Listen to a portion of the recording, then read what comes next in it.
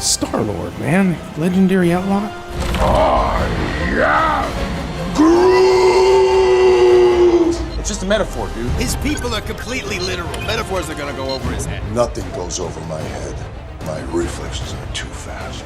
What are you doing? I'm distracting you, you big turd blossom. Thor. Access denied. You must be Hela. And Thor, son of Odin. Really? You don't look like him. God of Thunder. Access denied. You are now meeting the Grand Master. Point Break. Welcome, Point Break. Hey, let's do Get Help. What? Get Help? No. Come on, you love it. I hate it. It's great. It works every time. It's humiliating. Do you have a better plan? No. We're doing it. We are not doing Get Help.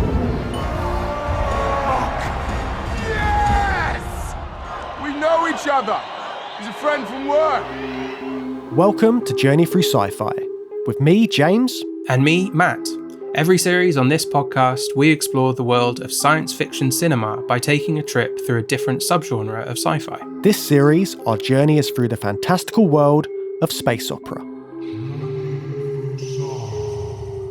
Hello, listeners. We are venturing into the world of the MCU this week.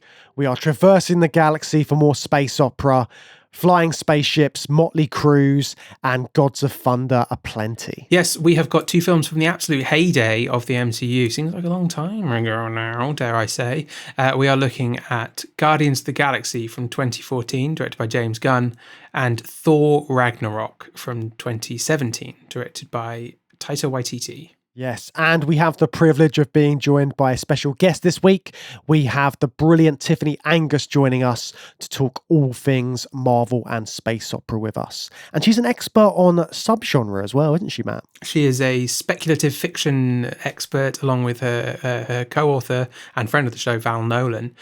So she'll be filling us in on all the different subgenres of the MCU. But specifically, we're talking, of course, about space opera in the Marvel universe. So should we get Tiff in and start talking about these movies? Yeah, let's get going. Tiffani Angus, welcome back to the show. It's so good to have you back on. Thank you so much for having me back. I can't believe how long it's been, and it feels like just yesterday we recorded Handmaid's Tale. Yeah, well, we're getting you back on for a bit more of a hopefully cheerful and light conversation. We've moved away from the world of dystopia, and we're having a bit more fun this series. And it has been a while, hasn't it? It's been, I was looking up when that episode came out, it's almost 2 years now.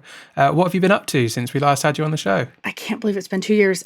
So since we recorded that one, Spec Fic For Newbies, Volume 1 came out. It came out last Easter 2023. And that's doing really well. It's long-listed so far. We're waiting for shortlist. It got a Locus recommended reading, which is awesome. And Val Nolan and I just handed in the manuscript for Volume 2. Yeah. We just handed it in a couple weeks ago. It will launch at Glasgow Worldcon in August. And it has a section on space opera. Hooray! It's very exciting. Yay. Extra exciting. I was already excited for it, but extra exciting. Oh, that is really exciting news. And yeah, again, so happy to have you on the show, Tiffani. It's going to be a fun one today.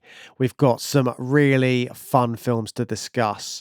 But before we get into that, what do you think about space opera then? Because obviously you've got a whole section in your new book about space opera. What are your thoughts about that as a subgenre of sci-fi? As far as personally, as far as science fiction that is in space, it's probably my favorite because it can be so like over the top and silly and sort of balls to the wall, which is a terrible term, but it has the ability to be just so much kind of fun bonkers that's what I love about it. It doesn't take itself so seriously. Even when a character in it is being very serious, you don't feel that overwhelming dread that you might in something like Alien, for example. So yeah, it's probably my favorite kind of space-based science fiction. Maybe you know the answer to this based on that answer, but then how do you feel about Marvel movies and I guess how they fit into space opera, but in general, how do you feel about Marvel movies? I'm a giant Marvel nerd, so I never read the comics. I was a kid who was reading horror books when I was like 11. I was reading Stephen King, so I never really did comics. But I own all the MCU on DVD. I'm that kind of a nerd. And every now and then I'll do like a chronological watch. Oh, it has to be done. Nerdy. Has to be done, though. You've got to do it in the Just right every order. now and again, watching like 25 movies. Like, yeah, I got about 4 months. Let's get started. So as far as how it fits into space opera, I think it's really interesting to look at it and to break it down into, to break the MCU down into films that don't adhere to space opera at all. And then it expands out, it expands out from Earth to become space opera. I just think it's really interesting how it did that. It seemed like it was about, a soldier during World War II. It was about this, very snarky playboy guy who has too much money. It was about these certain characters, and then it expanded. It kind of exploded. And I think it's, and we're going to talk about that a little bit more. I think that's really interesting thing that it did. As a genre specialist, have you got hope for the longevity of the MCU then? You were just saying it has dipped into all those different categories, and we're going to talk about some space opera. Do you think that it's got legs to go on with other genres, maybe that it hasn't even done yet? Possibly, because it's really interesting. We did get, a huge glut of MCU, and I know a lot of people they're a bit tired of superhero movies, and I totally get that, because after a while it does become sort of exhausting that the sort of the same characters you see over and over. And then you have things like DC, which I don't really enjoy. I think it's too dark. It takes itself too seriously. It's just not my thing. But I think what's interesting with the MCU, it branched out, and we had WandaVision. It did a completely different thing, and then we had the Loki show, totally different thing. And I think if it keeps that sort of core in its heart, it could keep going, but I don't know if the audience is tired of it and wants something new. But one of the things I think that's so great about it and about superhero movies, but especially the MCU, is the villains. We see the bad guys get their comeuppance. It's really difficult in a world where the bad guys constantly win to see. It's great to see, even if it's make believe and it's on a giant movie screen or a giant TV screen, we're seeing the bad guys actually lose for a change. And I think that kind of gave us hope, especially over the last decade, although we could use some more of it right now. Yeah. But it did help for a while. Have either one of you seen the video you can find it on YouTube, of the cinema audience as they watch Endgame and Cap gets the hammer? Yes. I think I know the one you mean, yeah, where they go absolutely crazy. Everybody just goes completely bonkers, banana, and it's like, finally, good things are happening, and like Doctor Strange's portals open and all the Avengers come out, and you finally feel like, oh my God, it's actually going to come to a good end. And I think everybody kind of needed that hope for a while. And so that was nice. I was in a cinema screening, and that exact thing happened when that moment happened in Avengers Endgame. It was just a cultural moment as well, because everyone was talking about what happened in Infinity War with the snap and everything. And it was just popular culture at the time. Everyone had some sort of frame of reference for what was going on in the Marvel franchise at that time. Yeah, and you could feel that, because I saw them all in the cinema when I could, and you could feel that energy change. Everybody, it's like sports for nerds, basically. Yay, our team's gonna win. Our team's lost all season and they're finally gonna win. Oh my gosh. And so that feeling of happiness it was very contagious, especially at the time when these came out. And it's interesting that that's such a thing with the MCU films, because that's exactly what a lot of space opera films do. You've got a hero and a villain, and they're up against the man, the empire. They're trying to overthrow the villainous people that are taking over the galaxy, and there's hope at the end of it. They are saving the universe. Yeah, absolutely. And they're very relatable, because usually the hero and the ragtag crew, we relate to them because they're human and they're kind of a mess, especially when we start talking about Guardians of the Galaxy and certain people in Thor. They're kind of a mess. They're us.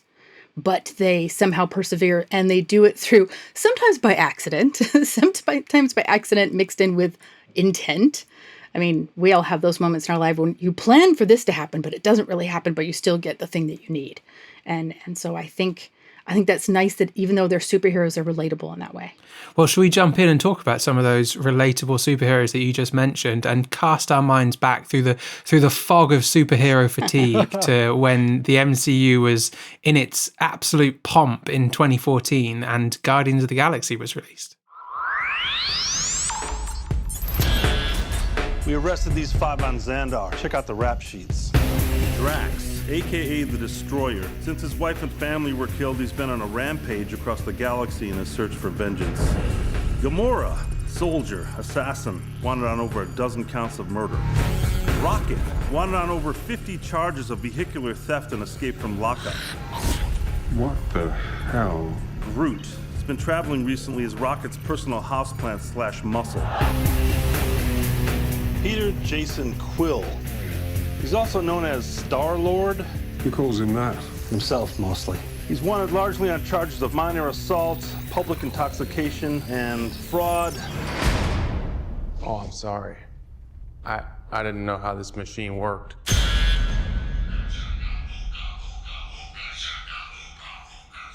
Hey, that's mine. You son of a... Hey, take those headphones off right now!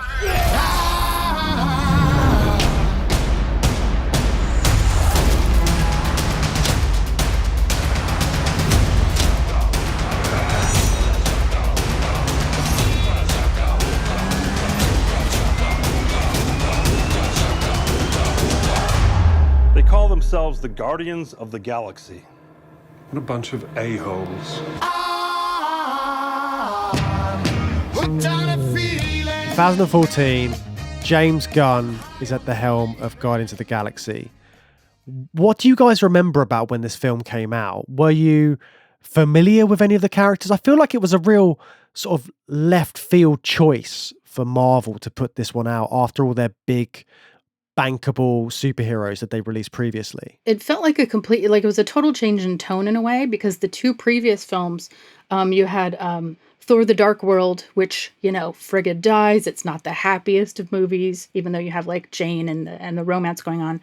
And then Winter Soldier, which, Bucky Barnes comes back, but he's tortured and he's been messed with for decades, and he's just not in his right mind. And so everything felt really dark and really menacing. And so suddenly Guardians come out and it's full of these completely ridiculous characters. It's, Quill's a goofball. Rocket is a hothead and he's cranky all the time. Groot doesn't talk. But it was so much fun. So it felt like it fit within the universe, but it was different in a way that we sort of got some breathing space before everything started to ramp up to, to Thanos. I remember when this one came out, I was actually really wary of it. I don't know if wary is the right word, but it was the first time I was really bought into the MCU at this point in its timeline, and this was the first time they were basing a film on characters that I'd literally never heard of. Not just characters that I wasn't familiar with, like Thor I wasn't really familiar with before the MCU, but just straight up literally never heard of a single one of these characters, like completely unheard of. And I actually remember thinking like, oh, is this a bit of a tipping point? Like, have they run out of stuff to do with the MCU and now they're running out of characters?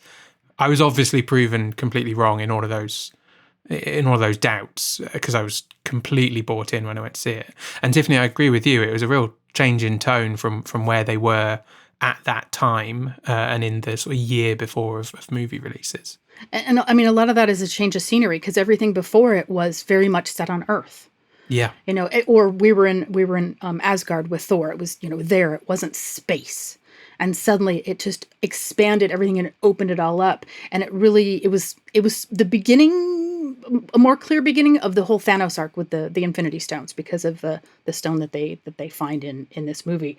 And so it just, it stood out amongst like the continual release of MCU films. Suddenly this was something different. And I think it helped stage everything that was to come. Instead of bringing the Guardians in a quote unquote, like by that point, a regular MCU movie with Cap and Iron Man and all that. It's like, no, let's introduce you to these other people so that when we start putting everything together, it'll start to make more sense. Yeah. And it's so interesting the way that they did branch out into space. Like you were saying at the start, the idea that it was very localized on Earth. They were relatable superhero characters that were sort of built upon throughout. That you got all of these characters which are suddenly in a group when you've got the Avengers film coming out and they all join forces. And then it's like, where does Marvel go from here? What other stories can we tell? And slowly, bit by bit, they're getting further out. and then they're really far out. They're out in space for this film, but they're still grounding it in this story with very relatable human characters at the center, and characters which are all a bit broken as well. They've all got something that they're dealing with that is like some sort of like deep trauma as well from a lot of these characters. Oh, totally. And that's one thing I think that Gunn did really well is he dealt with, messed up, I'm going to say human beings, even though we know they're all different aliens, messed up humans, messed up people, and gave them because there's 3 movies, there was a long enough arc for them to actually grow and figure things out. It wasn't all rushed in one movie. And yeah, I mean, you can't really relate, you love Tony Stark, but you can't really relate to him. He's a billionaire. He's the nice Elon Musk, basically. The smarter. He's what Elon Musk wants to be when he grows up. And you've got Cap, who was a human, but then he's suddenly, he's a superhuman. He's obviously superhuman. But now you've got these messed up people who we can relate to because they're going through trauma. They have, every one of them has like different family traumas. And I think, except for Groot, who knows where the hell he came from. And so I think that the heart of that was really good. And it had those sort of deep human moments, but it didn't feel like they were tacked on. It didn't feel like they said, we're going to make this big superhero movie with all these like lights and sounds and all this stuff. Oh, and we're going to have somebody have like a relationship problem in the middle of it. It's like, no, that was baked in. It was part of it. And I appreciated that. And with James Gunn being the director, he's got a very definite sort of directorial voice, hasn't he? His previous films, stuff like Sliver and Super, they had touches of comedy in them, but they also had like serious tones. He's still fairly new in his directorial mode, it feels like. He's been given this big opportunity at Marvel, and he's really made something that feels like him. And now his subsequent films, like The Suicide Squad, when he did that, and then now he's taking over at DC at the helm doing all of their films. He's got a good mix of kind of the Marvel formula in the way he does stuff, and the Marvel formula being like a bit of action, a bit of comedy, a bit of storyline to keep things going, a few teasers for the next superhero films we're going to drop later down the line. He really sort of cracked that formula, but I think it all comes down to, like you were saying, the characters and how invested you are in them and the story of the film. And I think that's all come from Gunn.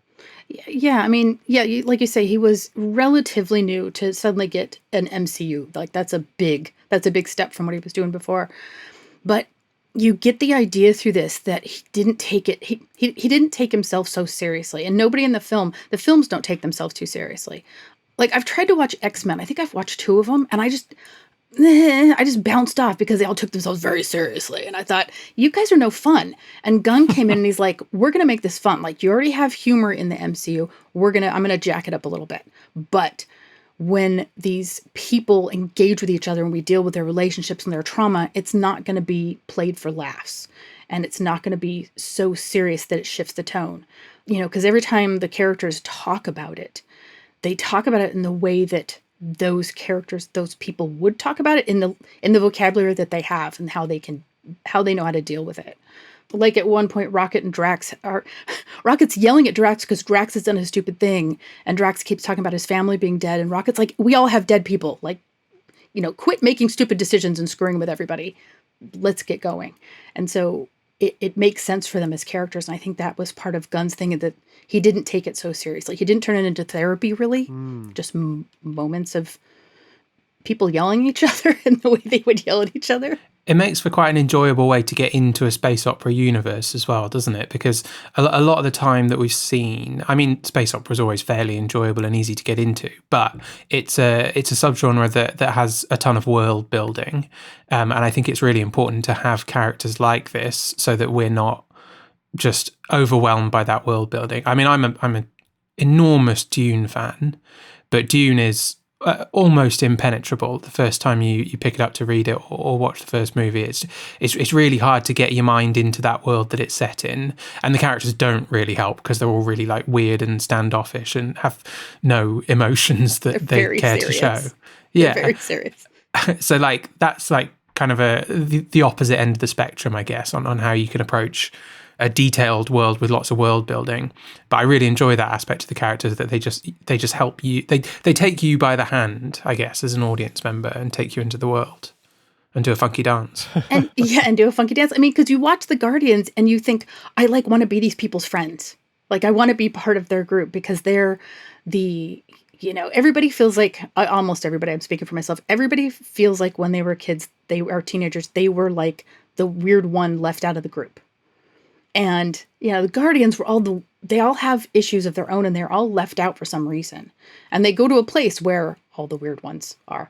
And so you see them and you want to be part of that because they make, like, it's that found family thing. They make themselves belong to each other. There is something about the bombastic nature of space opera that really feeds into this, the over-the-top nature of it. And I think that's what makes it possible for Gunn to infuse it with so much comedy, because it is ridiculous. We're following the adventures of a talking tree and a pissed off raccoon. So you've got to try and make that work in the world of the film. And he does that by going, look, these are ridiculous people, but actually they're grounded and they are real characters in this world. But we're going to throw some comedy in there to take the edge off a little bit. The word opera tells you everything you need to know. Opera itself is not realistic. Real opera are people walking around on stage, singing very loudly about their lost love or, what have you. I've seen one opera live in my whole life. I saw La Boheme years and years and years ago. And it's another language you don't even know how to understand. But opera it's not mimetic. It's not about real life. So it makes sense that space opera is the same thing. It is taking all the elements we love about science fiction and space and all the way we imagine other planets and crazy weapons and other aliens, and it's just mashing them all together.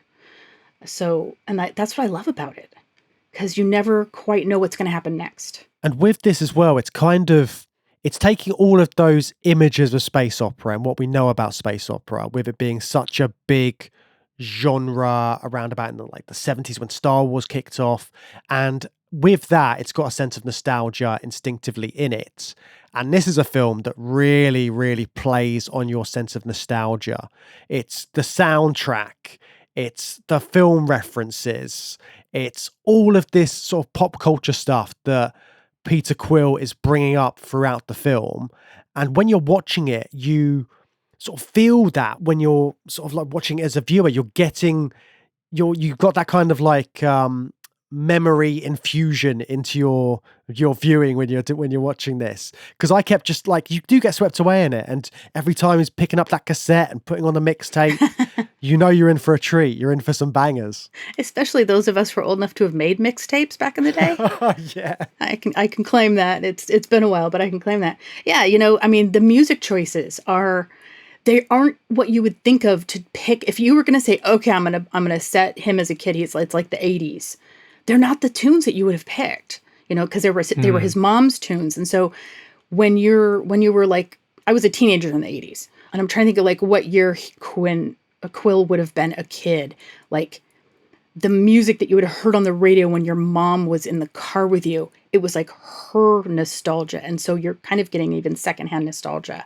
And even though we didn't grow up with those songs necessarily, like first time around, we still feel that, it's like the stuff my mom liked, And we get that. And the Kevin Bacon references, like talking about Footloose, and then it makes total sense. The Guardians of the Galaxy Christmas special 2 years ago makes perfect sense after you go back and watch the first Guardians. But yeah, it brings back, and I watched that and I thought of the first time I ever saw Footloose. Like, oh, okay, yeah, that makes sense, that reference. And so it feels cozy in that sense. And that's something that's really interesting, especially lately. I mean, looking back on this from 10 years later, cozy horror is a thing right now. And people are writing new kinds of fantasy. And because of everything that's going on outside, we want to feel comforted in a way. And watching this was comforting in a way, to have that nostalgia, to have the music. How can you explain sort of cozy horror to our listeners if they aren't familiar with it? So cozy horror is a newer phenomenon. And the idea is that, first of all, the idea is that horror shouldn't be an endurance race. You shouldn't be a better horror fan if you can take the harder, more terrible, traumatic stuff. It's more like there are still stakes, but the stakes aren't quite as high. There's still horror, but it maybe isn't quite as gory or slasher. Some people find that cozy for them, and that's cool. Everybody has a different level. But it's the idea, it's sort of like, for a lot of people, it's like Tim Burton vibes. It's the ooky and the kooky and you watched it and you know you're not going to go to bed freaked out and thinking about it and have nightmares. There's something comforting about it for you. And have there been, are there similar trends happening in sci-fi and fantasy at the moment that you've seen, like that kind of return to the nostalgic, almost the subbing down of some of these genres? Yeah, I mean, there is the cozy fantasy thing has come out, especially in the last couple of years. Travis Baldry's Legends and Lattes, that was me snapping my finger, sorry. Legends and Lattes is one, and there's a sequel now, taking, you know, our big epic fantasy tropes and maybe and bringing them down to earth a little bit more. Romantasy is a new thing, and that's taking, you know, when you have romance, the relationship is the center. When you have fantasy, sci-fi, etc., you can have romance in it, but it usually isn't the center. But romantasy takes that romantic relationship, it makes it more of the center inside of fantasy, quite often a secondary fantasy world, which wasn't really a thing before. So that happily ever after is usually like, we know that's going to happen.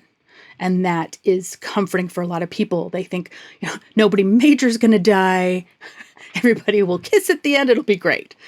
So yeah, there has been certain shifts or certain developments of new sub genres in order for a lot of people to experience and express different ways of approaching these genres in ways that we sort of need right now, because the world is kind of a mess. It sounds like it's reflective of how like all culture has become more and more niche as we move away from a monoculture. And I guess the MCU, I guess on the surface, the MCU does reflect more of a monoculture, and it had that monopoly on cinema. But with the number of films that they make and the number of genres they can dip into, they've also got the scope to touch on those different things. Maybe not going down to the granular niche level of doing a romantasy, but they can dip their toes in all sorts of genres and satisfy a lot of audiences that way and make a ton of money along the way. Well, yeah, I mean, they did it. You think about Ant-Man, you know, part of it's a heist movie. Yes, yeah. Which, I love a heist movie, you know, and you watch it, and you're like, oh, yeah, I know what this is. This is going to be so much fun. And then you get, you know, Wakanda, and that's, you know, Black Panther, and that, you know, brought in a whole other audience. And it was just incredible to see that. And it really became, it helped make the MCU a lot more inclusive, which was awesome. It has the scope to do so many different things, and I'm curious to see what it's going to do next as it takes sort of a break after the most recent Loki and Secret Invasion, which I did not watch. I just haven't had time. I haven't watched it, so I don't know what happened there. But yeah, I think everybody's getting a bit of a breather. Yeah, I think they needed it, and I think they need to reset it all MCU wise. And I mean, from the sounds of it, they are doing a complete reset. They've got other stuff in the pipeline. They're doing Fantastic Four. X-Men are creeping in there somehow, some way into the franchise. But before any of that, we had this film, and we've got a very specific group of protagonists. We've got this ragtag crew of outlaws, and even them sort of being a bit like outlaws on the fringes of society gives it that kind of space opera western feel, doesn't it? So we recently covered Firefly on the show, and I saw like strong comparisons with the way that this crew are made up to Firefly. Could you see those kind of things in the group, Tiffany? Oh yeah, I mean, you can see like Quill and Mal. Like, I mean, that's, you know, Quill, Mal, Han Solo, you can see that across the board. That is like our archetype, like snarky leader dude. You know, and then you've got, I haven't watched Firefly in so long, Jane and Rocket. You know, the hothead who has to be kept under control, but everybody puts up with him because he's loyal, but he'll kick everybody else's butt. I don't know, who would Gamora be? Because there isn't, I guess Gamora might be River, maybe? I think she's Zoe. She's the sort of tough, stoic warrior woman Zoe, yeah, you're type right. character. I saw a lot of Zoe in Gamora, and I would even say like River and Groot. There's comparisons there, you know, like they're a bit mysterious, very quiet, but they have this enormous power and strength that they can deploy as a kind of deus ex machina as necessary to get the gang out of serious trouble. Yeah. So yeah, you have these types, and then kind of a mix in there. Like Drax, I don't know if he has a equal, like Drax is his own animal. I think. I don't know who you could compare him to. So yeah, so we recognize these certain types, and that's comfortable. And then you bring in other elements in it, and it makes it a little bit different. It makes it more interesting, and you want to see how they're going to bounce off of each other. Yeah, and all of their little quirks as well. Like the fact that Drax takes everything literally is just... it's so much comedy comes out of that throughout the film. I still laugh at it. Like, I've seen it however many times, and it still makes me laugh. His delivery is so good. And you wonder how many takes, like, Dave Bautista had to do where he didn't crack up, because I would have done it and just died. And then, other people riffing on it. So, yeah, that... luckily, it's weird to think of Rocket being Bradley Cooper's voice. Like, yeah, because I forget that's him, and then I try to hear, because I remember the first time I ever saw Bradley Cooper was in Alias, like way back in the day, and so I always think of him in that show, and it just he was so like mild mannered, and then he's this crazy hot-headed raccoon animal thing with big guns. Yeah, it's great performances across the board. I mean, yeah, Dave Bautista. I love Dave Bautista. I think it's doing him an injustice to say this, but he's the best wrestler turned actor. That's not fair because he's a good actor, but like he's my favorite wrestler turned actor for sure.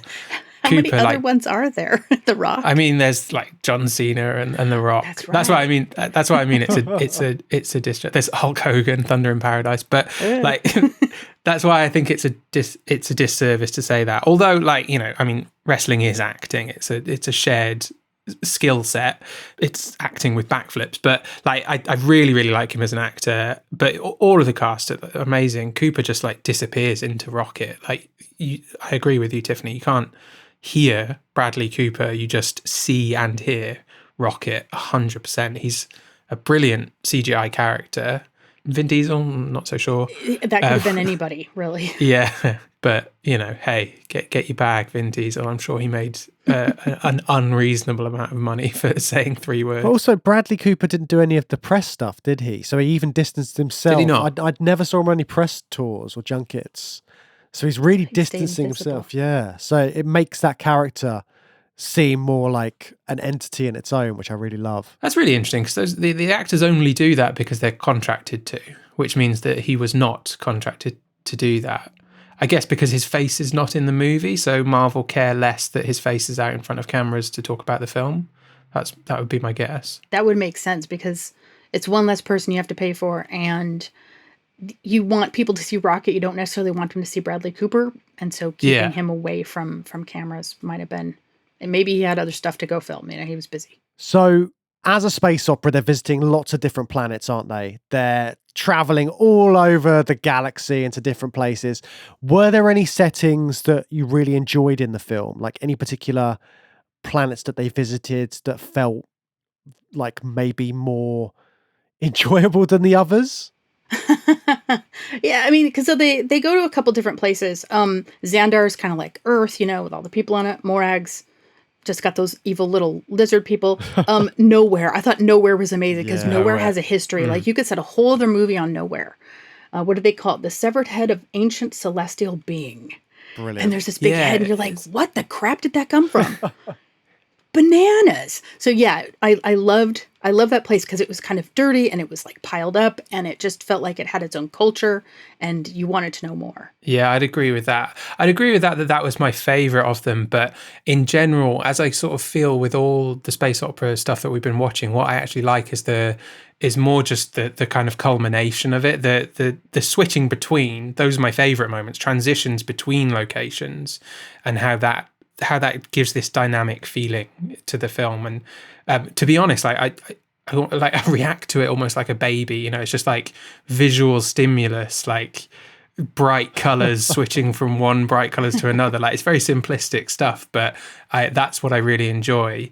And that's obviously like reducing it down to a really sort of silly level. But I think James Gunn is very good at separating the locations and giving them all a unique feel, like what Tiffany was just describing, Morag feeling so different to Nowhere, and they just have a lot of personality, I think, in this film in particular. And one really important thing when you're world building is to have an implied sense of history. You don't have to explain it all, but there has to be a feeling that there's something there. And like when he's on Morag, he has that little machine that shows a ghost of the people who were there before. And so you get an idea that there were people there. This place had been decimated. We don't know where the people have gone, but there's something has happened. And so I really like how he does that, and the scale of things. Like the Dark Aster is a Ronin ship, and it's so much bigger than everything else. And so when it's interesting, you have these places where everything's big, and then it's big, and then a really big fucking thing shows up, and everybody goes, "Holy crap, that thing's so much bigger!" Kind of like on Dune. And it throws the scale off, and you get it like expands your mind in the size of how can something that big be built? Like, where did that get built? What did that look like? Yeah. That implied history is a really interesting point in terms of how we look at the world building in these space opera movies. And yeah, it's definitely there. Especially like the Nova Corps, we have this whole culture that exists on that planet, but we don't actually see very much of them. We're just quite quickly told they're like a police force, and that's the function they're going to play in this story. But there's just so much going on Xandar that we don't have a great deal of time to look at. But yeah, it just makes everything feel very rich. And even like nowhere, we're told explicitly that it's a giant celestial head, but then all the mining stuff, because the head was mined, and then that all feeds into what it actually looks like. It's a janky old mining place, and that's really important for the character of the place. Yeah, I mean, you get the sense of it's been lived in, kind of like how, did you guys watch For All Mankind? Yeah. James does. And like, sorry, people at home, huge spoilers if you haven't caught up with it. They're dealing with trying to mine that asteroid up on Mars, and that when they start doing it, if we go back, that's going to start to give it a whole different feel. That it's not just people, hanging out; they're actually working and playing with the landscape of it. And so you get nowhere when you mine something, you tear it apart. And so it isn't just a celestial head; it's also it's a product, and it's valuable, and so we're going to take it, we're going to strip it, we're going to change it. And the people who get sent to do that you tend to not get upper class people go mining. And so they're going to create their own culture. It's like the Australia of the far galaxy. In a weird way. So I think that's interesting, and you can see it is kind of a messy place when they had Drax and Rocket are at that gambling table, and the animals are like eating each other, the lizard animals. Yeah. That's entertainment. It's like cockfighting in the far galaxy. Yeah, it's funny how they tend to do that in space opera quite a lot. Is I feel like I've seen that in other films as well, like cockfighting or dogfighting, something that would be like genuinely disgusting if you saw it with your own two eyes on Earth, but for some reason it's got this playful sort of presentation in space opera because it's some alien lizard that we have less of a feeling of relation to, I guess. And it's always played for laughs, I think, in space opera, even though it's disgusting. Like when he was on Morag and he was dancing, he was kicking the little lizard people. A lot of people got really upset, and other people like, they're not real. They're not even they're not even just CGI dogs or cats. They're just not real. And so the humor of it was okay. It was allowable in a sense, but you still felt kind of bad. I was trying to sort of, I thought the same thing, actually. I was trying to sort of place this character because we're introduced to him as this young boy who's lost his mother and is very sensitive, and then immediately cut to he's dancing around and he's just booting animals around a desolate alien planet. I think that does work in that sense because like you need to understand 20 years of Peter Quill's personal history very quickly, and we see what he is as an adult, and this is what he's up to. He's not a sweet little boy anymore. He's the infamous outlaw Star-Lord. Yeah, and he's been raised by Ravagers and Yondu, who are not the nicest father figures in the world. Yeah, so exactly. It makes sense that he's a scavenger and he's kind of out just to make money and do what he can to make a couple bucks. And it all just seems less sinister because they're aliens, right? So when they're booting like lizards and stuff, because it's an alien lizard, You can get away with it. There's a bit of comedy, and it becomes more cartoonish in that way as well. And it's the same way that they do with the villains in this. So like all of the soldiers that they fight are these alien creatures that, I mean, Drax calls them paper people at one point, I think. Yeah. And it's just they're not seen as real humanoids. They're just there to serve a purpose of they're the big bad's cronies. So they've got no real personality. So they can do what they do in all Marvel films, beat a bunch of people up, and there's no consequences because they're not real people almost. They're a bit like stormtroopers in Star Wars. Yeah, totally. I mean, yeah, the Kree soldiers, the Kree army are very, they're alien. They're very anonymous. Whereas, the people on Xandar, they look for all intents and purposes like humans. We relate to John C. Reilly and Glenn Close. We're like, yeah, we know who those people are, even if they have like really big eyes or whatever. And so, yeah, you get that thing of that, like that unending supply of soldiers that are just going to keep coming. And they're all going to look the same, like paper people. It's just the same thing over and over. And so, yeah, killing them off doesn't feel like collateral damage of any sort. Like they wouldn't be collateral damage because they're not civilians, but it doesn't feel bad because they're aliens and they're faceless, which is all problematic even saying that out loud if you start to take that apart, but we won't go there. Yeah, in the real world that would be absolutely a problematic thought, but I think it's an important space opera trope that because it reflects the kind of moral black and white storytelling that space opera tends to lean into that Guardians is definitely doing, even though there's a pretense of moral grey areas with our outlaw characters in terms of what we're told about their backstories, but actually functionally in the film they are very straightforwardly heroic. They're fighting a very straightforwardly evil bad guy, Ronan. He just wants to kill everybody he can get his hands on. That's his whole deal. He's got some possibly complex political, historical reasons, but we're not really getting into that. He just wants to kill everybody he can. Yeah, Ronan, I mean, so the Guardians themselves, they're very morally gray, and they end up grouping up together for very personal reasons, but then everybody's out to get what they want, but in the end they realize they have to work together. So there you get that arc. But Ronan he's very much like a cookie cutter bad guy in a sense, which fits with space opera. I almost said soap opera, which fits with space opera. I mean, yeah, so there's a peace treaty between Xandar and the Kree, and he's pissed off about that because during the war his forefathers were all killed, and so he wants revenge for that. So it's a revenge bad guy reason. It's not evil for evil's sake, but he comes across that way because he's ready to just kind of destroy every single planet he can with the Infinity Stone that he gets a hold of. And I think we sort of need that for later as a contrast against Thanos, who has a philosophy behind his evil. And we can understand it. We don't like it, but we can understand it. Whereas with Ronan, it's like, yeah, he's a bad guy. We get rid of him, and now along comes a bad guy who's way badder, but he has a philosophy. He's not just bad for bad's sake. I think it's important for this being more of a space opera film that he is so black and white. I think that as it went on, the MCU tended to lean more towards those grey area bad guys, or maybe not grey area, but bad guys who are very thoroughly developed and over time, and we really do understand the reasons why they're trying to do the awful thing that the heroes are going to stop.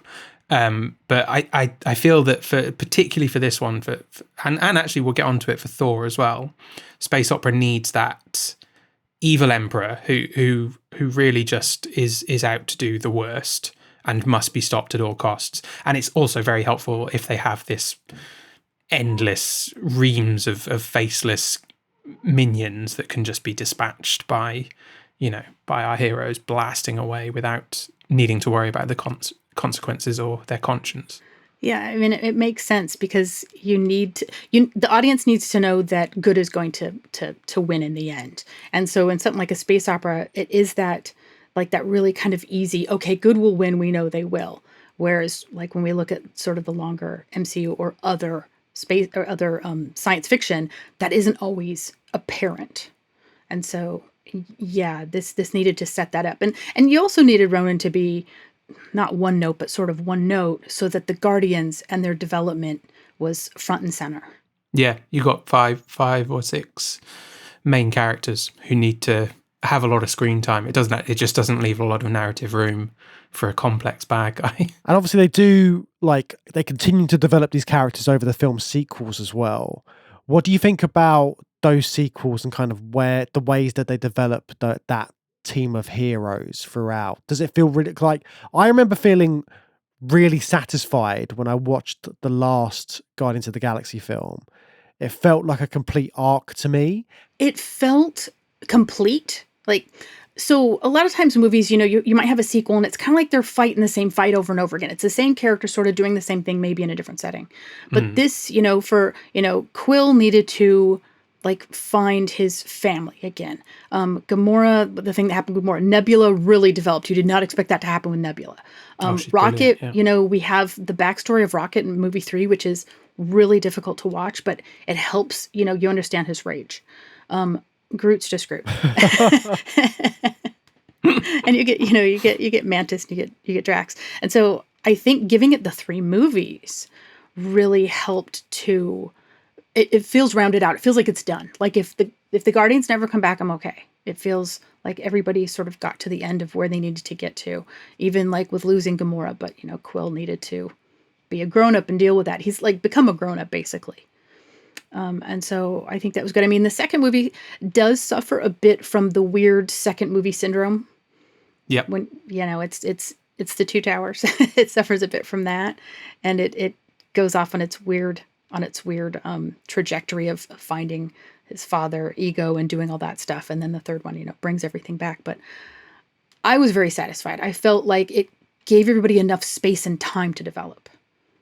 That was necessary. It wasn't going to happen in 2 hours. Yeah, I agree with that. I was really satisfied with all 3 films. And I also agree that, it flags a bit in the second one. But something that is consistent across all 3, so I rewatched this one for today and I rewatched the second one before I saw the third one.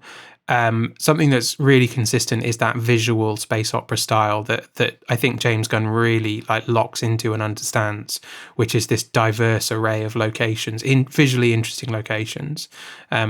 It's stronger in the third one than the second one, but Ego's planet, there's lots going on there, and the big final showdown in the depths at the end of that. You've got loads of just wonderful locations that flesh out this universe while also fleshing out character development as well. It's very satisfying for a space opera trilogy, and all the more of an achievement to do that within the constraints of MCU filmmaking, which must be quite tricky to navigate, I guess. Yeah, I couldn't.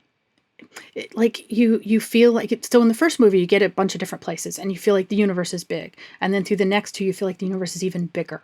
And I think that building, that expansion of the universe, when we get to the snap, it's like, there's a lot of people. Okay, and so it's not just Earth; it's everywhere. And so I think that helps set that up in a way. Yeah, that's really important, isn't it? The fact that they've introduced the entire galaxy, the entire universe in films like Guardians. And so you do get that proper moment of realization when they do the big snap moment. Yeah, I never really thought about it like that, but you're completely right. Well, I think on that note of ramping up to the blip, I think we should move on to talk about Thor Ragnarok, which was right on the crescendo of that, wasn't it? I think it came out immediately before Infinity War. So shall we move on and talk about our second space opera MCU movie, Thor Ragnarok? I can hear the Robert Plant scream in my head as we start to talk about it. Hey there, listeners. Have you ever wanted more than just our regular podcast episodes? Well, you're in luck. That's right. If you're enjoying the show and want to support what we do, you can sign up to our Patreon by going to patreon.com/journey through sci-fi and get access to our regular bonus episodes. We've got the Bad Movie Bunker over there, where we dive deep into the best of the worst and the worst of the worst in sci-fi cinema. Bad Movie Bunker. And if you've ever wanted to have a say on what we review, check out our Patrons Picks, where our patrons get to choose their favourite undiscovered sci-fi gems for us to dissect and discuss. Patrons Pick. But that's not all, folks. We're always keeping our feed up to date with the latest in science fiction cinema.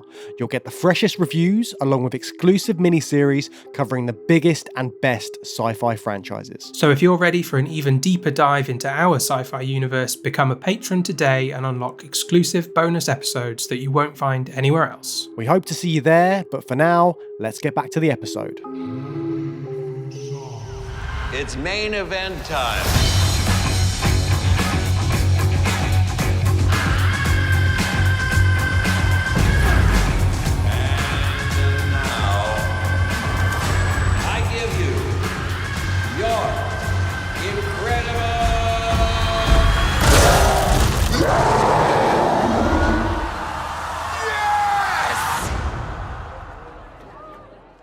We know each other.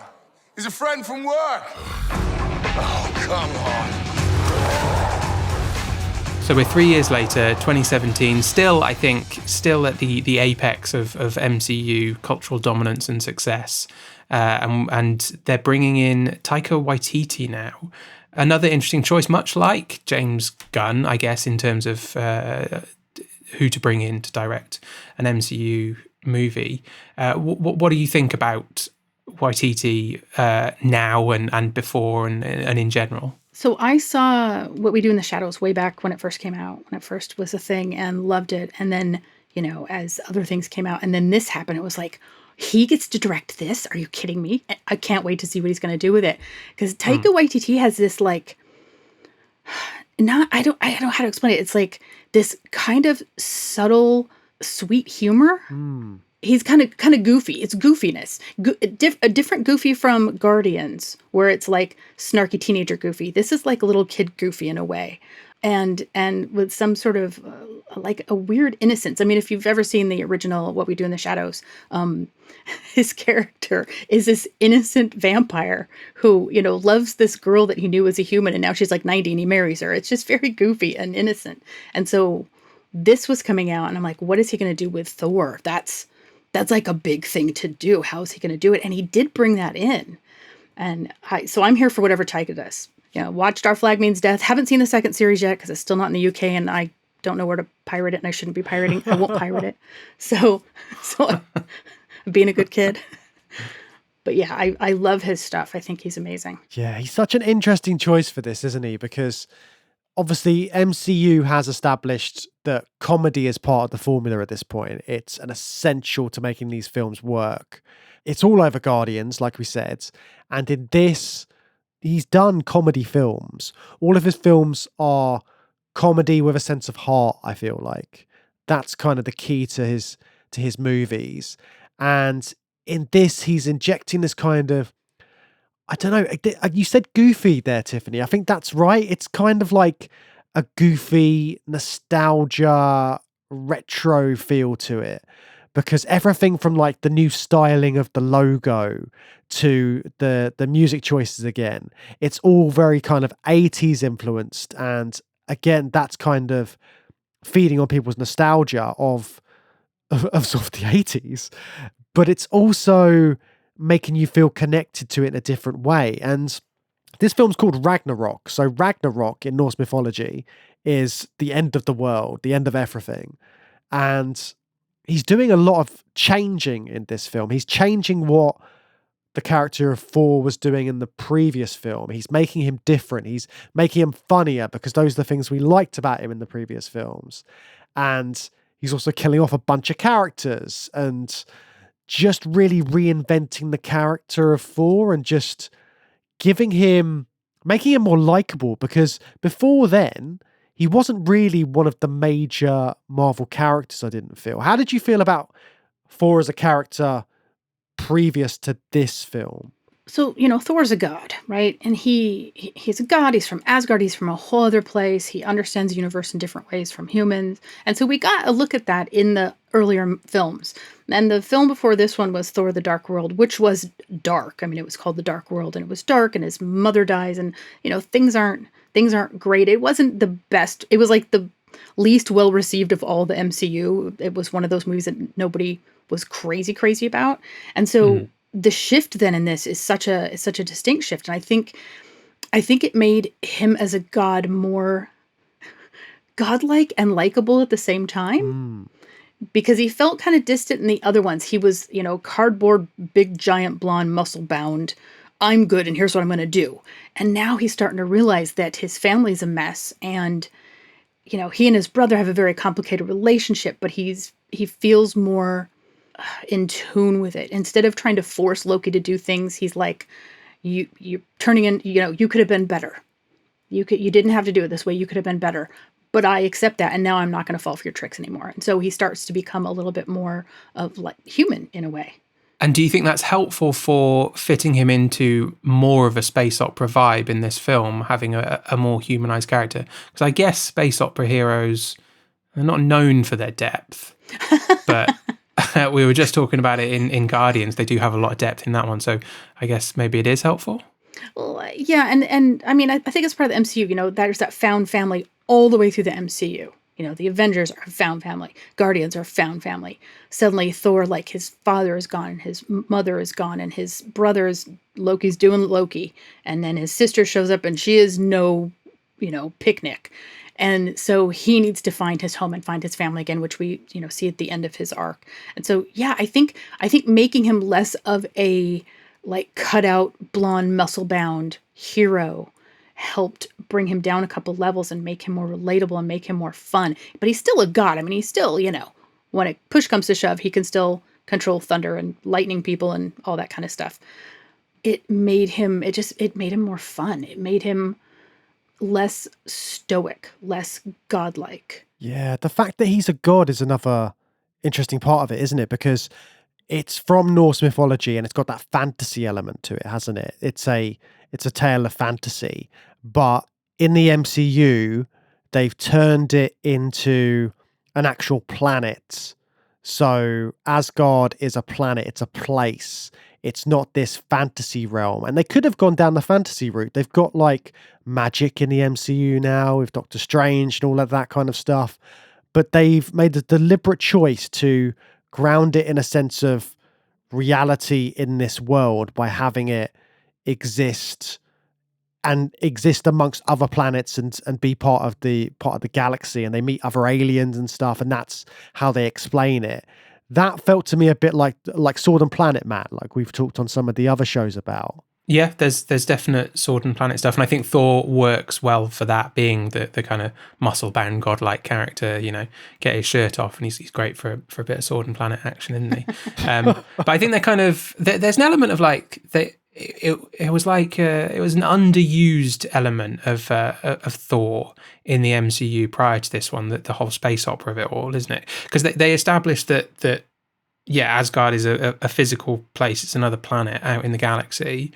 But then I feel like the first two films, and I have only seen them once when they first came out, they do lean into fantasy tropes and fantasy storytelling and not the sci-fi alien god angle.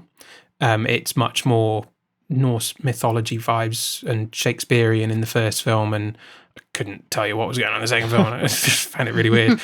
But then I don't know if it's is it because of Guardians of the Galaxy opening up the galaxy in the MCU and saying, look, there's all these alien species, there's all these wonderful planets, and then let's take another look at Thor, who is a god who can travel anywhere he wants in this fictional universe. Let's have him interact with some of those aliens. Yeah, because like in the first Thor, he comes to Earth. And he's in, the American West, is it? In the desert. And then in the second one, we're in Greenwich, in London, basically partially destroys Greenwich. Yeah. And so, he only comes to Earth, and you think, here's this god who can go anywhere. Exactly. But it's kind of like Doctor Who always comes to London.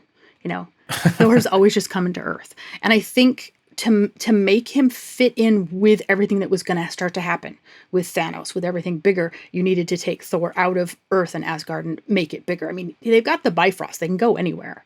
So it makes sense. The fantasy elements, like they mixed it together to make him bigger, and it gave him a history instead of him just being, because Cap is, he's a soldier. We see his backstory. He's a soldier. Tony Stark, we get some backstory, and he's like this playboy, right? Kind of suit. Thor just is. He just is a god. And that just saying somebody is a god kind of stops you knowing more. You're like, oh, he's a god, and that explains it all. Okay, he can do anything, he's a god. It's like, well, no. Let's add in some, family issues. Let's add in some other conflicts, some other developments, and it starts to make him more of a character and less of a stand-in for, I keep saying a god, and it starts to be meaningless after a while. Yeah. But But that's the problem, isn't it? Exactly. And so I think this started to help make him, it made him funny on his own. He wasn't bouncing off of somebody else being funny. The very beginning when he's in, is it Sakar? The big demon guy with the helmet? He's... Oh, Suitor. Suitor, thanks. He's in his, he's in a cage talking to a skeleton all chained up and falls and then spins so slowly he has to wait till he creaks all the way back around before he can talk anymore. It's him being having a personality. He isn't just this bombastic guy who says, I'm the next king because I'm the eldest. It's, no, you've been taken down a couple pegs. You have to build back up again and become something that other people trust and respect as you, not as Thor the god. Yeah, that process of humbling is so important for his character, or I don't know if important, but good, like an all-round good for Thor and for definitely for Hemsworth. I just wasn't interested in Thor in the MCU until this film, and then by the time Endgame comes out, Hemsworth is, for my money, streets ahead the best thing about the film. And it's all the work that's done in this film to lay the groundwork for that, humbling him within the universe so he's less powerful than he thought, less important than he thought, and then earning all that back, but with all the kind of emotional fragility that came along the way remaining for future films. Yeah, he becomes more human. Because if they'd have just kept him on Asgard, there would have been no dynamism. There would have been nothing there. It would have just been him and Loki bashing heads back and forth, blah, blah, blah. But moving out into the world, sending him to Sakaar, making him into basically a slave gladiator. He something's bigger than him. He has something to fight for that isn't necessarily Asgard. Like his dad says, Asgard isn't a place, it's all the people. And he finally comes to realize that and to understand it. And then he, sits in his throne at the end, and he's earned it by that point because he's done what he needed to do. And then we see Loki later on his own arc. The setting of Sakaar is really interesting, isn't it? Because the fact that Thor becomes this gladiator, it reminded me instantly of John Carter of Mars, because that's kind of what happens in it. He becomes a gladiator at some point, and they've kind of taken inspiration from that. It gets suddenly more bright and colourful as soon as he's on Sakaar. Everybody's dressed in all these elaborate costumes. He starts off in a junkyard, but he's not there for long. And then he meets the Grandmaster. How could I forget that? It's Jeff Goldblum being the Grandmaster. And he's just the most flamboyant character you can have at the start. He's playing a weird instrument when he's at one point. It's a keyboard or something, but I imagined it being more elaborate than that, probably in my head. All of this space keyboard. Just a bass keyboard. Yeah. But he's just there is something about this whole planet and him being there that makes everything come alive even more.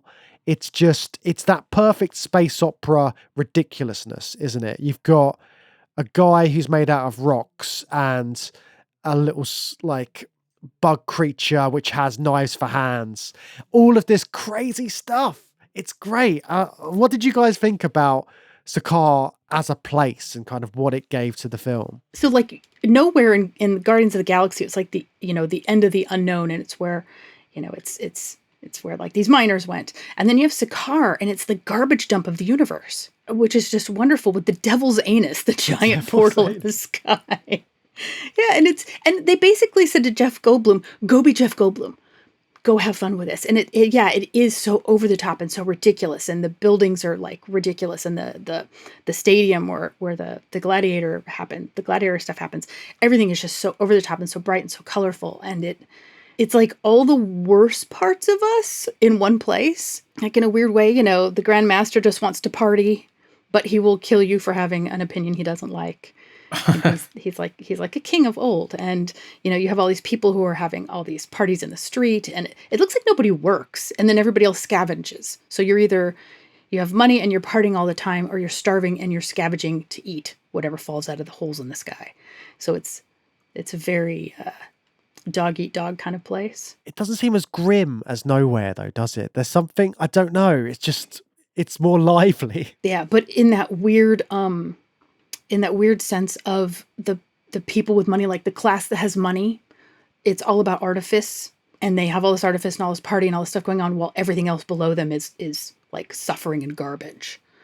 And so it's like the worst parts of us. I did appreciate that it's very visually subdivided as well, because I think we only see Asgard, Sakaar, and a little bit on Earth near the start. There's no other. With all of this galaxy, we still actually only do go to one new alien planet, which is Sakaar. But visually, from a space opera point of view, it's got that episodic, serialized, different zones to go to. We see this incredibly colourful junkyard that he lands in, where he's picked up and enslaved. And then we have the Grand Master's area, the pre-gladiator area, the gladiatorial ring. You know, we have all these locations that all have their own visual flavour. And I really enjoyed that. Again, just talking about me being visually stimulated like a baby, like, you know, that's what I like. And I really enjoyed that. And it feels very exotic, even though I agree with you, Tiffany, there's this underlying menace to the society that the Grandmaster has constructed, but visually very exciting and fun to be on Sakaar, I thought. And the sort of new elements of Asgard that we get to see. Yeah, we get to see more of Asgard, and then unfortunately, you know, we leave Asgard because everything's destroyed. But yeah, we get to see it. It's more of a planet and less of just a city. And I thought, like I didn't know there were woods, and they go out in the forest. Heimdall's taking all the people into that giant sort of cavern with the big giant doors, and you wonder, well, what was that for? Why was that there? That's cool. Yeah. And so you get a little bit more stuff. And the other thing I think that also adds to, like you say, the episodic nature is the music. Like when Thor is first taken captive by the Grandmaster, and he's in that chair moving toward the Grandmaster. They're playing Pure Imagination from Willy Wonka. Yeah, I noticed that. Was it? It was brilliant. It was so bananas. It's an incredible soundtrack all around. It's Mark Mothersbaugh from Devo does the score to it. Is obviously, there's great. It sounds like my early teenagehood. That's why it sounds like that. He's just an amazing composer. I don't think he really gets his dues actually as a composer. Probably because he's more famous as being in Devo, but really incredible score on this film. Tiffany, you mentioned Robert Plant. Obviously, that's a great moment using Led Zeppelin in that way, and very appropriate for Thor. But Mothersbaugh like reflects that. There's some nice like electric guitar mixed in with the slide. It's got that kind of rocky vibe to it that keeps things upbeat, fast-paced, in that way that an exciting space opera story needs to keep the momentum going. It kind of harkens back to like Flash Gordon with the Queen soundtrack. Like definitely. Let's bring that in. And off topic. So the Robert Plant moment, that scream from Immigrant Song, way back in the day when MTV was cool and they actually had cool stuff on, there was a game show called Remote Control, and a young Jon Stewart was the host. And every now and then they would play a game where the contestant would hear a sound and had to guess if the sound came from Robert Plant or an animal. It was called Plant or Animal. So I could never hear that song without thinking of Plant or Animal. Oh, amazing. So yeah, I love that. And that's that nostalgia too. It's like, oh, this is like Flash Gordon in the early 80s. Yeah. The music. And, you know, so many movies like Labyrinth has that kind of, that soundtrack that you hear and you remember it. And so they're harking back to that kind of thing to make it, to give it a sound, to give the movie a sound, basically, that you recognize. You go, oh yeah, that's Ragnarok. I know that. Yeah, and similar to Guardians as well, isn't it? But I think that Thor achieves it in a more interesting way because yes, they use a very famous Led Zeppelin song, but I think there's more going on in the score. Guardians does it in a more sort of simplistic, nostalgic way with a fun soundtrack, but I think there's something a bit more interesting going on in Thor. Yeah, but it's all adding to Thor's new character, isn't it? And it's giving him more of a sense of personality. And you're following him as he's going through all these different changes. He's getting a new haircut in the film. He's looking completely different by the end of it. And this is all part of his character change throughout. But the way you talked about Flash Gordon there, that's such a great comparison because he is basically the Flash Gordon of the MCU. He's going around fighting monsters. He's big, bulky, and blonde. He's Flash Gordon. So, and when he's fighting the Hulk in the Gladiator ring, that's like any kind of moment in Flash Gordon where they fight the big beast. And then he's meeting all these other characters. He meets Tessa Thompson as Valkyrie. That's got kind of like vibes to like, I wouldn't say Brian Blessed in Flash Gordon, but like the Hawkmen. He's meeting other characters to be part of his group. Yeah, recruiting a gang to take out the bad guys is a Flash Gordon trope, isn't it? Well, and at the beginning of the movie, he loses the hammer. The hammer gets crushed into a jillion pieces by Hela, and so he has to do all this stuff without his crutch. You know, he does it all, and then like at the end, you say he looks different, and he's become Odin in a way. He loses an eye, and so it's building his character, it's building his personality, it's building his connection with the other people, and it's giving him, instead of being the leader of Asgard as an abstract, it becomes a reality. You know, instead of his birthright, he actually fights for it. And I think, you know, it is Flash Gordon. He's more Flash Gordon before this because he is like the big blonde hulking guy. Now he's this guy with all these responsibilities who happens to be like big blonde hulking. and it makes him a person. And I think that's a lot of fun. He earns that kind of being a character, like, and stepping away. That's interesting to think of it in terms of like growing out of being a Flash Gordon clone and becoming a more rounded character. And he is, like you say, he is still a hunk. I find that funny about the haircut, because the haircut is like part of this humbling journey he goes on, but he obviously looks incredibly sexy before and after having his haircut, and it's a very stylish haircut that he gets by the end of the film. So, you know, it's not really, you know, not that dramatic of a thing to happen to a person, but it's narratively, it's part of his humbling, isn't it? Yeah, and Stan Lee cuts his hair, so yeah. I mean, if you're gonna have someone cut your hair with crazy scissor hands, then it might as well be Stan Lee. Great little cameo in this.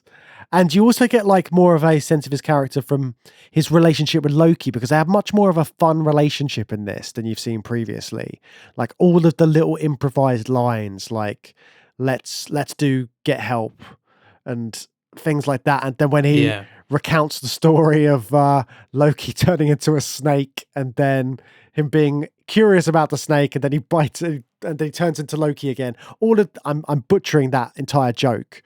But there's great moments like that, and you're seeing their sort of brotherly love more in this, which I really liked. And I think some of it is, you know, Loki is gonna Loki, but Thor has come more to terms with it, that's who Loki is. I know he's my brother and we have a relationship, but I know I can't trust him, but I'm not going to constantly be pissed off about it.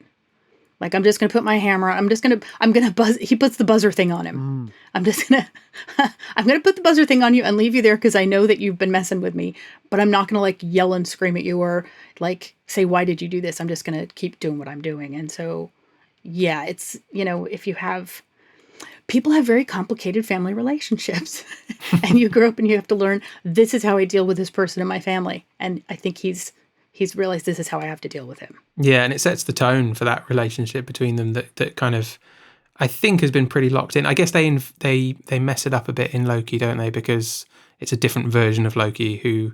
Oh no, they kind of reboot his memories, don't they? So he gets all this character development in fast motion. Yeah, because Thanos kills him.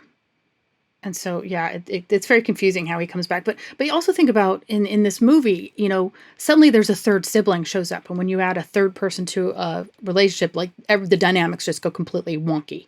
And she's really bad. And it's suddenly, oh, we don't have to fight each other. We have to fight her. And so it gives them something at least to fight together. Because you get that moment toward the end when Corrigan, Meek, and Loki are on the big gigantic ship that they've stolen from the Grand Master, and they show up and Loki's like, I've come to save you. Yeah.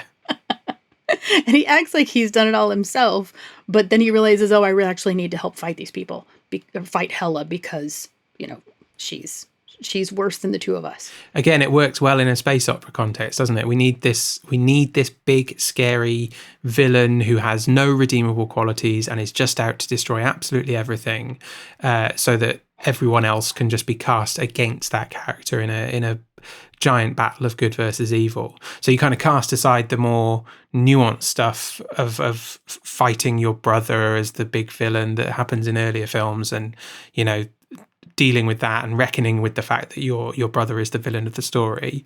That's too complex for space opera. Cast that aside, bring Loki into the fold. He's a good guy now. Maybe he'll go bad again in the future film, but this is a space opera story. We just need him to be on a very clear side of a very clear line. And I think Hela's a better villain than Ronan. Like, yeah, she makes more sense. Like, she is the goddess of death. She is evil, and she's been used by her father, and then he locks her away, and so her as wanting to destroy everything, it just makes more sense than the Ronan than in Guardians. And so I think it was more fun for that. She wasn't as cardboardy, plus it's Cate Blanchett being a badass, so she's so good. Yeah, I think it's better for space opera because Ronan's implied backstory that doesn't really go into it is very dark, and if you delve too deep into his motives, like he works less well as this kind of sort of brazenly evil bad guy. But there's something so fundamentally evil about Hela that you can go into her backstory, you can understand her motives. I feel like I do understand it. She's a completely understandable villain. I know why she wants to do what she's doing, but it's completely unforgivable and evil. That's a great space opera villain. And then it makes you start to question what Odin did. Like if if he used her. I love when she smashes the ceiling and her murals become revealed, and you're like, oh, there's even more history there that we don't know. And they like nobody ever said her name. The boys, Thor and Loki never knew she existed, and she was completely erased from history. And so her history makes more sense to make her the bad guy than Ronan. We don't know if Ronan was nice before the war. We have no idea. He's just a bad guy, whereas she makes a lot of sense. Yeah, even though she was constantly evil forever, that works. That's her backstory. There is something about having Hela, like the fact that Hela is this evil woman as well, and you're putting your cardboard cutout hunky blonde guy against this strong, powerful woman who is pure evil, and he doesn't even defeat her, does he? He has to destroy the entire planet in order to get rid of her. So I love that sort of change in dynamic that Taika Waititi's put in this as well, because it could have been like a Emperor Ming kind of character, like what you'd come to expect as the big villain, another guy fighting another guy. But I think there is something interesting about having Hela be this strong, evil woman that is threatening Asgard and probably the rest of the universe. Yeah, especially, the goddess of death. That's great. It's not a god of death, it's a goddess of death. And I wish they'd used her wolf more. I thought the wolf was cool, but we didn't see enough of that. Yeah, and they, at the end, you have the battle between Thor and Hela at the end, but it doesn't end. They get, I can never say his name, the big fire demon guy. I think it's Surtur. I thought it was Surtur, but I thought it was spelled Surker. Anyway, I don't know if I hear, but they get his crown thing out of the archives, the vault. It's not the archives, it's the vault. And Loki sees other toys down there while he's down there. And they're like, we can't fight her, but this guy who's as big as a mountain can. Oh, and by the way, Hulk, don't fight him. That as well. Leave him alone. We gotta go. Do you think it's sort of necessary to have Valkyrie in the mix then? If we're talking about the fact that it's a woman villain that this hunky cutout guy has to fight, and he also recruits the biggest guy in the MCU to be on his team in the Hulk. Do you think it's therefore necessary that they have to introduce not only Valkyrie as a character played by Tessa Thompson, but the concept of the Valkyries that she belongs to, this warrior woman group that used to exist on Asgard? Oh yeah, I think it's awesome. The moment that flashback moment to her in the war was just, it was so beautifully done. I thought that was just gorgeous, and I loved seeing it again. Yeah, it gives more of a history to Asgard. It gives us more of the history of the Norse mythology, and it introduces more of that like whole PTSD thing. Like, she is the last one. You know, sure, Thor's dealing with Loki and he's dealing with all this stuff, and his father's just died and his mother's died, and everything's changing. And here's somebody he doesn't know who's from his place, who has had to survive on, what's the planet? Saka, thank you. My brain, all these things start with S and I couldn't remember that one. Yeah, it brings back like the result, the after effects of war, the after effects of battle. Like, I've been there, I've battled, I'm here now. I'm a mess, I'm a bit of an alcoholic, and that's what happens. And you're pulling me back in, and we sort of get an idea of what's going to happen to Thor later. And so I think that's interesting foreshadowing. The grizzled old veteran being dragged back into the war. Yeah. Yeah. Which is also a space opera trope, I think. There you go. No, so I think it's interesting to like play off the two female characters that way. But I love how it brings more of the history and it brings more of a dynamic in. And yet they've still brought in Bruce Banner, Mark Ruffalo as the Hulk to sort of keep it MCU. But I did enjoy what they were doing with him. This is the first time you've really seen the Hulk just being the Hulk for a long period of time. And I was quite here for that. Yeah. And then that, if you think about like Valkyrie and like the PTSD of battle and everything after effects, you know, he's going through that too. When he finally unhulks and comes back to Bruce, he's so freaked out that he's been gone for 2 years and he does not remember it. Yeah. And he's so afraid of hulking out again and staying Hulk. And it's that thing of, you know, I've been in battle. I don't want to do that again. I don't want to turn back into that person again. And so it makes it less like cartoon violence and more there's an effect of it. And again, they reversed that, don't they? They reversed that in Infinity War when Hulk doesn't want to come out anymore because he's scared of Thanos. So it's quite interesting how they're doing all this foreshadowing in this film as to what the characters are going to be like in the subsequent ones. This movie will go down in history as having one of the best movie lines. The I know him, he's a friend from work. Oh yeah. So good. Yeah, when they first face off. Yeah. That is just classic. So yeah, it's foreshadowing so many things that are coming up. I mean, yeah, especially like when Banner and Hulk, when he figures out how to like keep the balance between the two of them, you know, it's that thing where you're figuring out how to keep the balance of the two parts of your life, your past and your present. Kind of like when Valkyrie becomes sort of the new leader of Asgard, the new Asgard that they set up on Earth. And she's like dealing with the past and the present, and Thor is not dealing so well with the past. And so yeah, I like how that sets it up. It makes them just much more complex characters. Yeah, I like Hulk getting that opportunity to be a little bit more of a complex character. I just think it's quite sad that he doesn't get to stay on Saka. I think that this is the opening up the universe in this way and allowing Hulk to leave Earth. He's sort of cast out from Earth, but allowing the characters to leave Earth and find another planet is an interesting thing to do, because it's a place where Hulk can be Hulk and be celebrated for being Hulk, and you see elements of it in Hulk kind of coming out of his shell a bit more. And I don't know, I think Hulk could have been happy there, but I guess Hulk can't exist as a happy creature, because if he stops being angry, he stops being Hulk. So it's a temporary solution for Hulk. Yeah, I mean, when Hulk and Thor are together in Hulk's like suite, you know, they fight and throw stuff at each other and throw each other around in there. He's not, even though he's like not Hulk in the stadium in his gladiator garb, he's still mad. He's still simmering. He's like a very pouty 16-year-old boy. Yeah. Yeah. And so, you know, you could see after a while, if he stayed on the planet and kept fighting, after a while, it would just probably start to wear him down, though. And it just seems like such a miserable way to live, to always be mad and fighting. I mean, he does like to smash stuff, doesn't he? That's his favorite thing to do. True. Just going back to that line, that he's a friend from work line. Do you guys know where that came from? Little kid who saw the movie who had cancer, I think. It's mad, isn't it? And it's just, it's... What do you mean? No, I don't know. Explain it. So there was one of the, like, it was a kid from like a Make-A-Wish sort of foundation. Oh yeah. And he was on set, and Chris Hemsworth was doing that scene, and he asked the kids, like, how can I make this scene more exciting? What lines can I use? And it was suggested by one of the kids. And so that just makes it even more of a great line. Just that backstory as well. Yeah. And imagine if you were that kid seeing that film and then being like, that's my line. Absolutely beautiful. Yeah. I heard the story slightly different, that he was sick and he wanted to see the film and he got a special screening. But so who knows which one's right?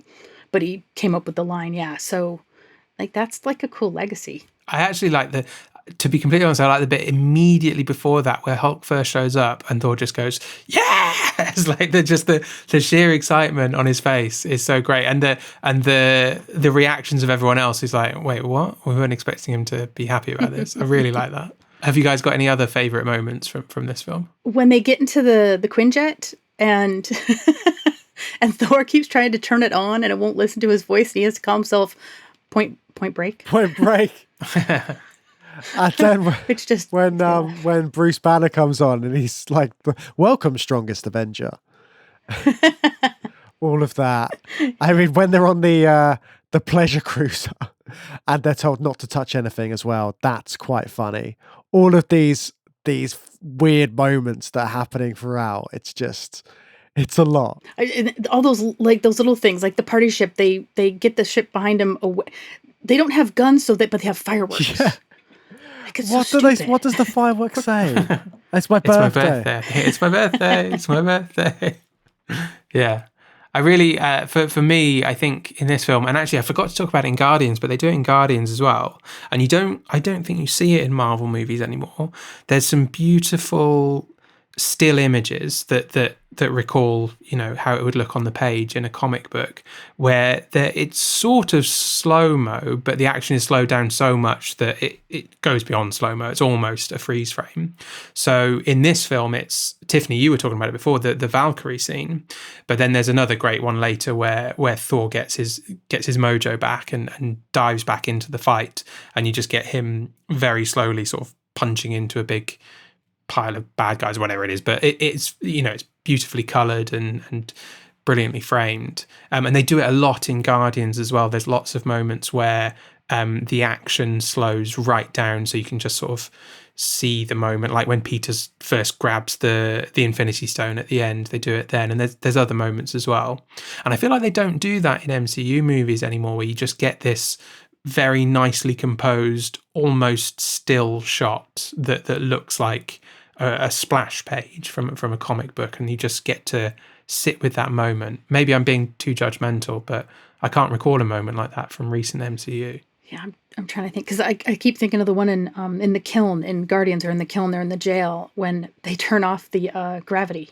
Yeah. And everybody just floats. Yeah, you get that there. But yeah, I can't think. I'm sure there are some, but I can't think of any. What about favourite moments though, Tiffany? What moments really stay in your mind? The zapper scene, let's play hurt, that whole scene with Thor and Loki.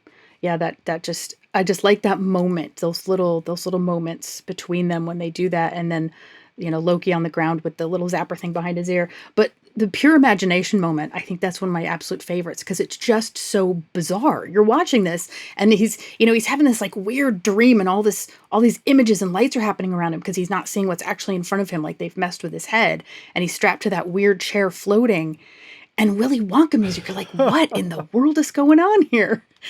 And she's introducing the Grand Master, and you go, and it's Jeff Goldblum. Okay. Brilliant. It's a brilliant It's intro. like this really weird build-up. So yeah, that's absolutely, I think, one of my favorite moments of the whole film. And yeah, the Valkyrie flashback, I think. Both really, really great moments in this film. And unlike, so Guardians of the Galaxy, they did the trilogy and then it's kind of ended. With this, they'd done 2 other Thor films before, and then they come in with this and they've reinvented it. So then Taika Waititi gets another go to do Love and Thunder. Have you guys seen that? Have you got any thoughts on that one and how that kind of compares to this and the direction that they've taken this? And I think they're making a 5th one as well. I have no idea about a 5th one. Yeah, I saw Love and Thunder. I saw it at the cinema. It wasn't as good. It was missing something, I think, because they were trying to bring everything to an end. But this is the moment when Thor gets a family, which is what he needed. Because characters, there's things a character wants, there's things a character needs to get what they want, and then there's something that they need, there's a soul need that they don't know they need.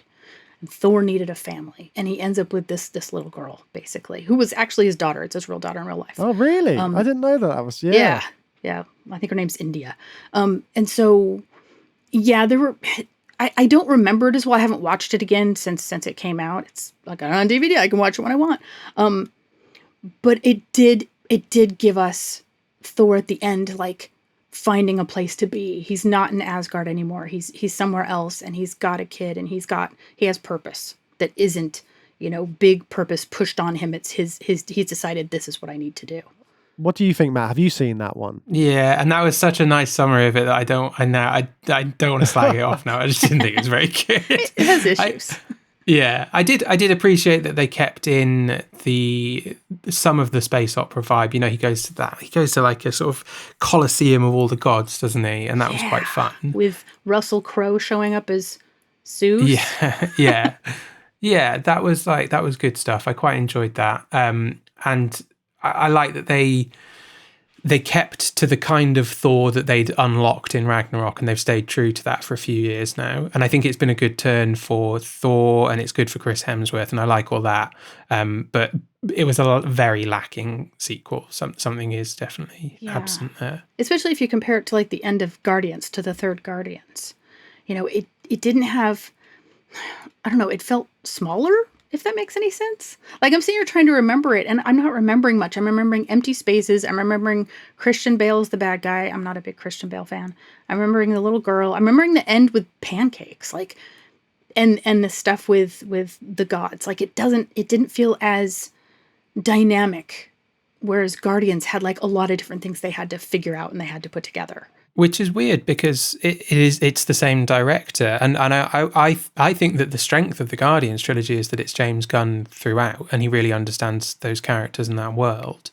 I think, unfortunately, the same is apparently not true of Taika Waititi and his relationship. Well, it with would Thor. have been the second film, wouldn't it? It would have been the middle film that he's done.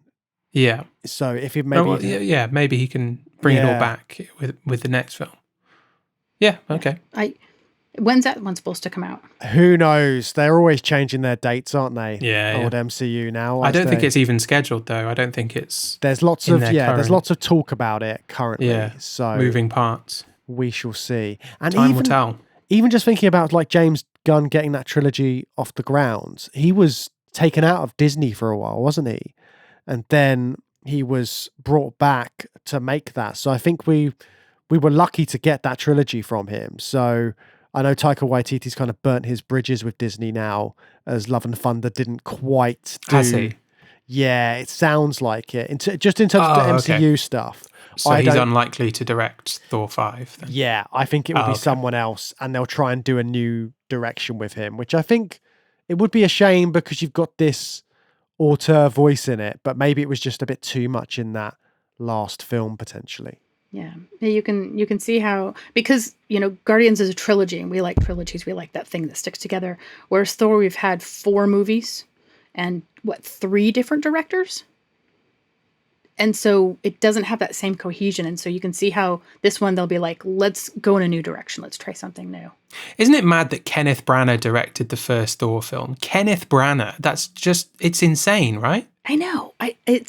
He's one of those characters, those people. I mean, he's not a character. He's one of those people. When he shows up, you're like, oh yeah, him. Yeah, like when he showed up at the 2012 opening ceremony, the London Olympics. I don't remember Yeah. He was part of the rise of industrialization. Oh yeah, he was like the guy with the tall hat. Of course he was. The I Abe remember. Lincoln hat.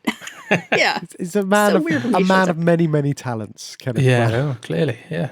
Well, I think that about wraps up our chat on these MCU films. Tiffany, it's been an absolute pleasure having you on again. What a delight. Thanks for coming back. Thank you so much. I've had so much fun. I got to talk about like my favorite things. This was awesome. I will come back and talk about MCU or anything else anytime. And remind our listeners, where can they find you online and where can they find your works? I'm all over online except on X, Twitter that used to be. I've left there, but you can find me on all other social media platforms. My name is pretty easy. I'm only one of 2 people in the world with the spelling of my name. I've got a website, and take a look at Spec Fic For Newbies, a beginner's guide to writing subgenres of science fiction, fantasy, and horror, which is coming out. The first one's out. The second one will be out in August. And my debut novel's been re-released as an extended edition because the house that originally published it unfortunately closed, so a new house has it. It's called Threading the Labyrinth. It's 400 Years in a Haunted Garden, and that will be out in a couple weeks. It'll be back out. And hopefully I finish a new thing I'm working on with a dragon. Ooh, very exciting stuff. Yeah. Absolute teasers there. Thank you so much again, Tiffany. It's been an absolute pleasure. Thank you, Tiffany. Thank you so much. Oh, well, that was a lovely chat, wasn't it, Matt? Yes, always fun to get Tiffani on. That was really, really good fun talking about those. And nostalgia for the nostalgia of the good old days of the MCU, right? Yeah, and it was interesting sort of really getting into the weeds of those two films as well, because on the surface layer, they're just fun romps, space adventures. But there's quite a few things going on in those. There's a certain formula that they're using in both of them. And yeah, some interesting stuff came out of that chat. Yeah, that was a good one. And next time on the show, we are getting into some big stuff, James. I'm so excited. I mean, we've already done it, but we're getting back into it, right? It's my favourite thing. It's time for Dune again. Yes, and we are looking at part 1 and part 2 of Denis Villeneuve's new version of Dune. It's a very exciting time for sci-fi. It's the big sci-fi of the season, the big sci-fi of the year, and Matt has been more excited than a kid on Christmas Day about this one. Yeah, my excitement was tempered by my prescient vision, though. I already knew exactly what was going to happen because I've read the book. But no, I'm very excited. Yeah, time of recording, actually, I haven't seen Dune Part 2, so I'm very excited. So listeners, join us next time for our reactions to Dune Part 2 and our discussion of both parts. Yes, I can't wait. Look forward to seeing you then, Matt, for that chat. See you then. Bye. Thanks for listening to this episode of Journey Through Sci-Fi. You can find us at journeythroughsci-fi.com, where you can find links to our social media and join the conversation. If you've enjoyed what you've heard and want to support us, why not leave us a review on your podcast app of choice? It really helps new people find the show. You can also support us on Patreon at patreon.com/journeythroughsci-fi, where you can receive exclusive bonus episodes every month. Don't forget to subscribe to the show, and we'll see you again next time for another Journey Through Sci-Fi.